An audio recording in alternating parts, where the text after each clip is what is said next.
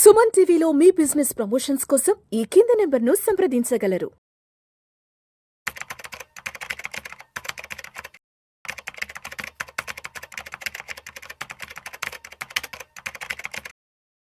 Welcome to Vishnu talks. నేను విష్ణు, ప్రస్తుతంతో పాటు NISM and Crisil certified wealth manager Revanth Chalamala ఉన్నారు. వారితో మాట్లాడదాం. నమస్తే రేవంత్. నమస్తే అండి. Revanth, welcome to Vishnu talks. Thank you sir. So Revanth, ఈ వీడియోలో ఎక్స్క్లూజివ్ గా flat versus individual house or independent house. నాకు తెలిసిన వాళ్ళ పిల్లలు అమెరికాలో ఉన్నారు. వాళ్ళ కూతుర్లు, కొడుకులు, అల్లుళ్ళు అంతా అమెరికాలో ఉన్నారు. పేరెంట్స్ ఏమో హైదరాబాద్ లో ఉన్నారు. సో ఇప్పుడు వాళ్ళ మధ్య డిస్కషన్ ఏంటంటే, వాళ్ళ పిల్లలేమో ఒక మంచి ఇండివిజువల్ హౌస్ కొనుక్కొని ఎప్పుడైనా అమెరికా నుంచి వచ్చినప్పుడు ఓ 2 నెలలు 3 నెలలు ఉంటారు కదా ఇక్కడ.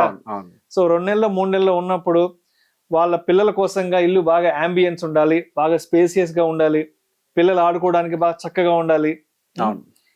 ఈ ఆలోచనలో వాళ్ళు ఉన్నారు.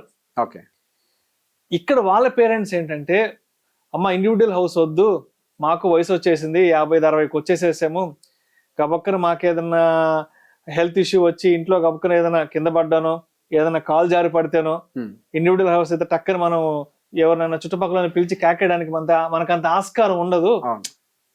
ఏదైనా బాత్రూమ్ జారి పడతాను, ఇంట్లో జారి పడతాను, లేదంటే ఏదైనా కళ్ళు తిరిగి పడిపోతే మనకి ఇండివిజువల్ హౌస్ లో ఉన్నప్పుడు కొంచెం ఇల్లు దూరంగా ఉంటాయి కాబట్టి చుట్టుపక్కల అప్రోచ్ అవ్వడం కొంచెం లేట్ అవుతుంది. అదే అపార్ట్మెంట్ లో కనుక ఉన్నాము అంటే మనకి కింద మన గేట్ వాచ్మెన్, ఒకరిద్దరు సెక్యూరిటీ వాళ్ళు అవైలబుల్ ఉంటారు. లేదంటే మనకి ఏదైనా ఇంట్లో జరిగి కింద పడిపోయినప్పుడు మన డోర్ తీయంగానే మన ఎదురింటి వాళ్ళ డోర్ కూడా జస్ట్ ఒక 5-6 అడుగుల దూరంలోనే ఉంటుంది. సో అంటే టక్కని మనం వాళ్ళని పిలవడానికి, మనకి హెల్త్ ఎమర్జెన్సీ ఇంట్లో ఏదైనా కాల్ జరిగి కింద పడిపోయినప్పుడు వాళ్ళని పిలవడానికి మనకి ఈజీగా ఉంటుంది అంటూ కూడా పేరెంట్స్ చెప్తున్నారు.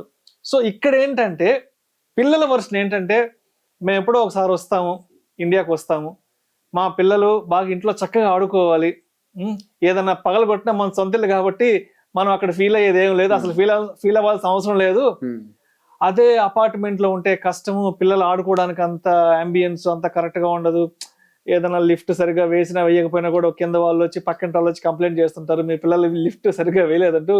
ఈ తలనొప్పులు వద్దు, మేము వచ్చిన 1-2 నెలలు మా పిల్లలు మన ఇంట్లో హ్యాపీగా ఆడుకోవాలి, ఏదన్నా పండగకో పబ్బానికో వస్తే హ్యాపీగా పండగని మన ఇండివిజువల్ హౌస్ లో సెలబ్రేట్ చేసుకోవాలంటూ వాళ్ళ వర్షన్ చెప్తున్నారు. వీళ్ళేమో ఏదైనా హెల్త్ ఎమర్జెన్సీ వచ్చి కింద పడ్డప్పుడు చుట్టుపక్కల పిలవడానికి అపార్ట్మెంట్ అయితే ఈజీగా ఉంటుందని చెప్తున్నారు. కాబట్టి సో ఇక్కడ conflict old generation versus new generation conflict. అంటే పెద్దవాళ్ళ విషయంలో వాళ్ళ ఆలోచన కరెక్ట్ గానే ఉంది, యంగ్స్టర్స్ పిల్లల విషయంలో వాళ్ళ ఆలోచన కరెక్ట్ గానే ఉంది. కాబట్టి సరే, ఇప్పుడు మొత్తానికి ఏది తీసుకోవాలనుకున్నా కానీ రెండిట్లోనే లాభ నష్టాలు ఏంటి?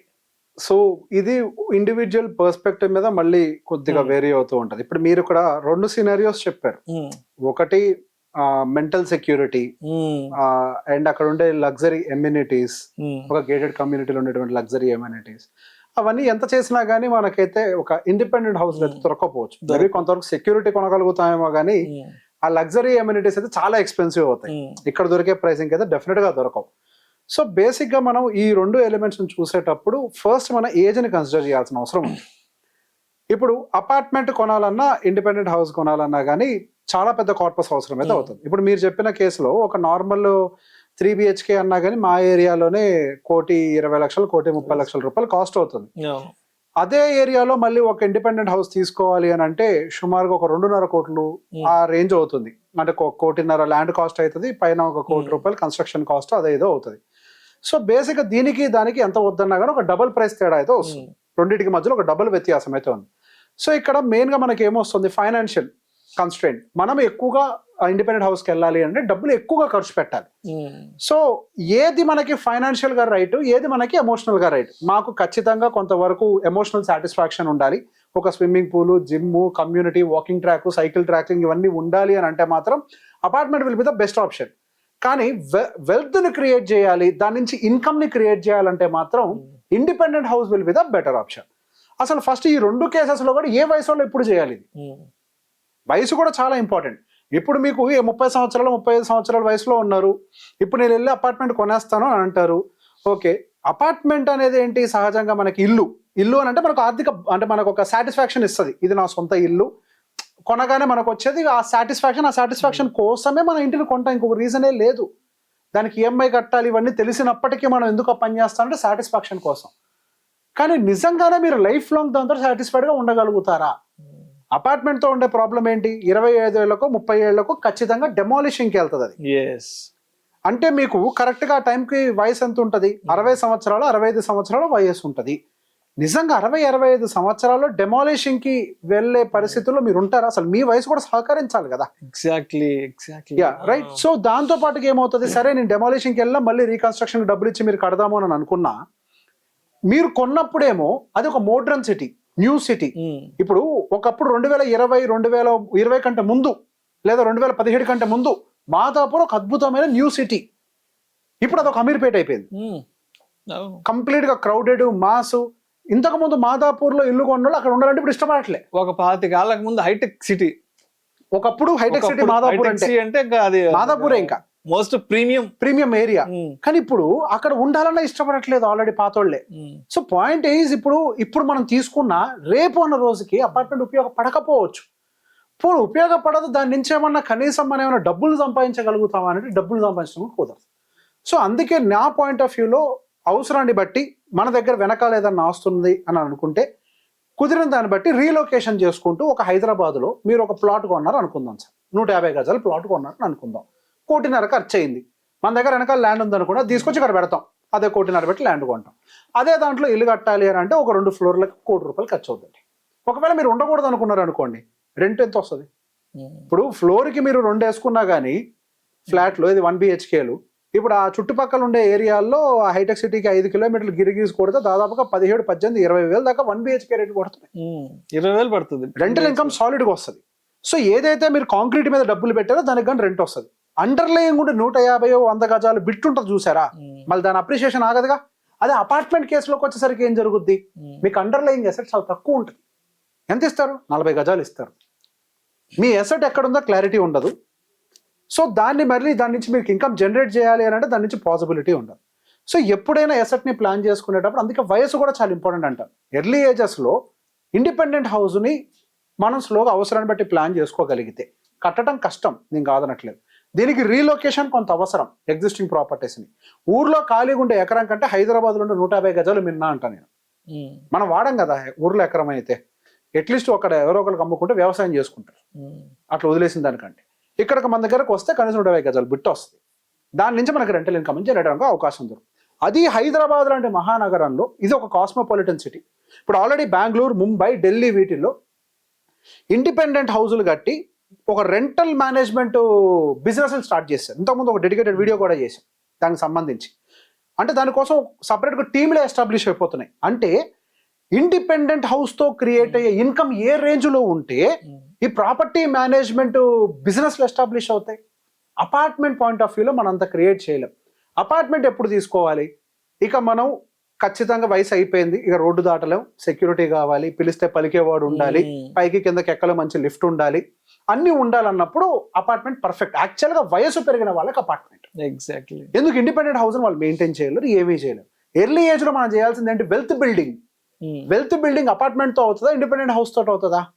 వెల్త్ బిల్డింగ్ అనేది ఇండిపెండెంట్ హౌస్ తోటే సాధ్యం అవుతుంది. మనకి వయసు పెరిగే కొద్దీ కావాల్సింది ఏంటి, కంఫర్ట్, సెక్యూరిటీ. అది ఎక్కడ దొరుకుతుంది, అపార్ట్మెంట్లో దొరుకుతుంది. కాబట్టి అది వయసుకు తగ్గట్టుగా మనం ప్లాన్ చేసుకోవాలి. కానీ ఎర్లీ ఏజ్లోనే వెళ్ళిపోయి అపార్ట్మెంట్ కొనేస్తాను అని అంటే మన పర్పస్ను ఫుల్ఫిల్ చేయదు. సొంత ఇల్లు అయితే ఉంటుంది కానీ వెల్త్ క్రియేట్ అవుతుంది అని అంటే వెల్త్ అయితే క్రియేట్ కాదు. అది గేటెడ్ కమ్యూనిటీ అయితే అట్లీస్ట్ మీకు మెంటల్ సాటిస్ఫాక్షన్ ఏ పరంగా వస్తుంది, అదే అన్ని ఉంటాయి ఎమ్యూనిటీస్. అదే ఒక స్టాండ్ అలోన్ అపార్ట్మెంట్ అనుకోండి, మీకు మెంటల్ సాటిస్ఫాక్షన్ కూడా ఏముందో ఒక ఇండిపెండెంట్ హౌస్ లాగే. అది కూడా ఎవరెవరికి ఏం సంబంధం లేదు, డోర్ తీసామో లిఫ్ట్ దిగి కిందకు వచ్చామో అన్నట్టే ఉంటుంది. అంతే కదా, ఆ సాటిస్ఫాక్షన్ కూడా మనకైతే దొరకదు కదా అట్లీస్ట్.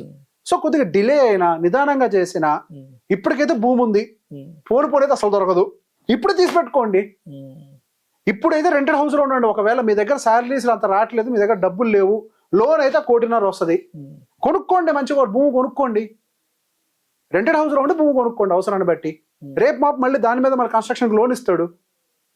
మీరు 1 కోటి రూపాయలు పెట్టుబడి పెడితే హైదరాబాద్లో కనీసం 1,00,000 రూపాయలు రెంట్ వస్తుంది.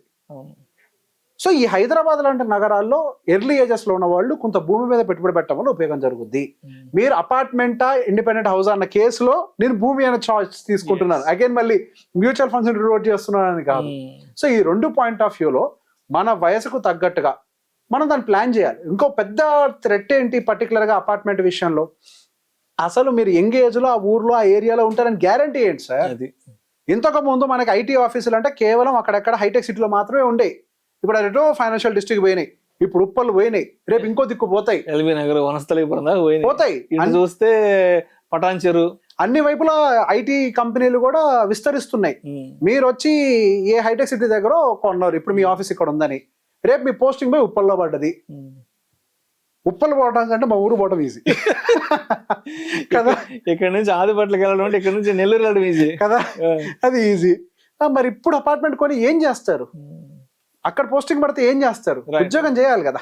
సో మన వలస పక్షంలో అదే చెప్పేది, ఒక హైదరాబాద్ లో ఒక ప్లేస్ నుంచి ఒక ప్లేస్కి వెళ్ళటమే కష్టం, అది వేరే ఊరికి ట్రాన్స్ఫర్ పడితే. సో ఎర్లీ ఏజెస్ లో అది కుదరదు. అదే ఒక ఇండిపెండెంట్ హౌస్ అయితే దాని అండర్లయింగ్ ఎసెట్ భూమి దాని పని చేస్తూ ఉంటది, పెరుగుతూ, దాని మీద ఉండే కాంక్రీట్ ప్రాపర్ గా, అంటే అక్కడ ఉండేది ఒక ఫ్లాట్ కాదు కదా. ఇండిపెండెంట్ హౌస్ అని అంటే ground floor, first floor, second floor అని ఉంటాయి. 3 ఫ్లోర్లకు సంబంధించిన రెంట్ వస్తుంది. సో అక్కడ మీకు ఈల్డ్ ఎక్కువ జనరేట్ అవడానికి అవకాశం ఉంటుంది. ఒక అపార్ట్మెంట్ కన్స్ట్రక్షన్ క్వాలిటీతో కంపేర్ చేసి ఇండిపెండెంట్ కన్స్ట్రక్షన్ క్వాలిటీ ఎక్కువ ఉండడం వల్ల అక్కడ 25 ఏళ్ళు ఉండాల్సిన బిల్డింగ్ ఇక్కడ 40 ఏళ్ళు ఉంటుంది. కాబట్టి వయసుకు తగ్గట్టుగా మనం కొంతవరకు ప్లాన్ చేయాలి. ఏది తప్పు కాదు, రెండు కరెక్టే. వయసుకు తగ్గ ప్లానింగ్ చేసుకోవాలి. Thank you so much Revanth. Most welcome.